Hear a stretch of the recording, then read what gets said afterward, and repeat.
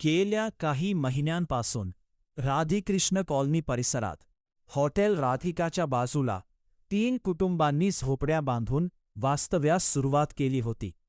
मात्र स्थानिक रहिवाशांनी वारंवार तक्रारी करत रस्ता अरुंद झाल्याने वाहतूक कोंडी आणि अपघाताचा धोका वाढल्याचा आरोप केला होता.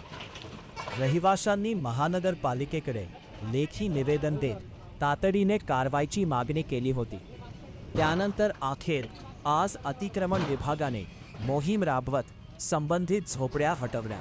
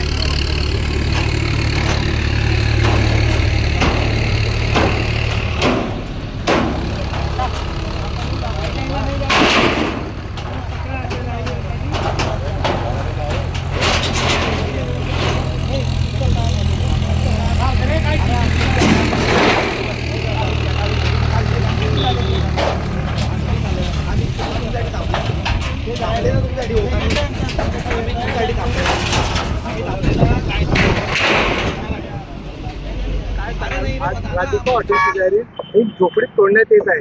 काय सांगायचं या संदर्भात? गेले अनेक दिवसापासून नगररचना विभाग आणि अतिक्रमण विभागाकडे इथल्या स्थानिक लोकांच्या तक्रारी होत्या. इथे ही जी झोपडपट्टी इथे 3 ते 4 झोपड्या होत्या आणि इथे 2 ते 3 कुटुंब वास्तव्यास होते.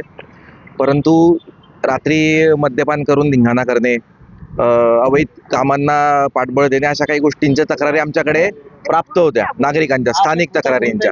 स्थानिक आणि मान्य उपमहापौर साहेबांचे निर्देश आणि आपल्या स्थानिक लोकांच्या तक्रारीच्या अनुषंगाने आपण हे रस्त्यातलं जे अतिक्रमण आहे 10 ते 12 वर्षापासून इथे झालेलं होतं ते आपण आज काढून टाकलेलं आहे आणि यांचं सामान आपण जप्त करतोय.